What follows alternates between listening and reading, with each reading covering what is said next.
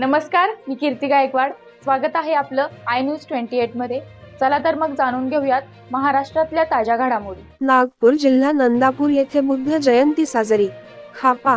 गौतम बुद्धाचा धम्म हा महासागरासारखा आहे.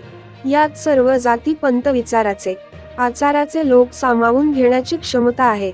निराशेच्या आणि अनिश्चिततेच्या वातावरणात गौतम बुद्धाच्या पंचशील विचारांची गरज आहे, असे प्रतिपादन डॉक्टर प्रणाली बनसोड यांनी केले. नालंदा बुद्ध विहार येथे जयंती उत्सव साजरा करण्यात आला. त्यावेळी त्या बोलत होत्या. या निमित्ताने विविध कार्यक्रमाचे आयोजन करण्यात आले. या प्रसंगी सामाजिक कार्यकर्ते दिलीप बनसोड यांच्या हस्ते पंचशील ध्वजारोहण, तथागत गौतम बुद्ध व डॉक्टर बाबासाहेब आंबेडकर यांच्या प्रतिमेला माला अर्पण करण्यात आले.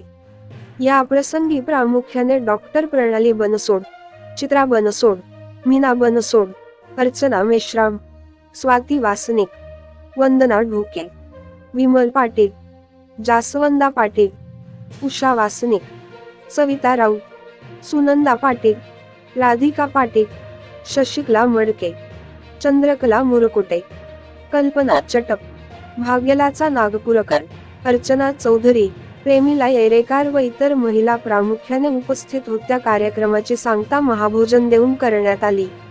प्रतिनिधी पुरुषोत्तम नागपूरकर, सावनेर तालुकाची रिपोर्ट.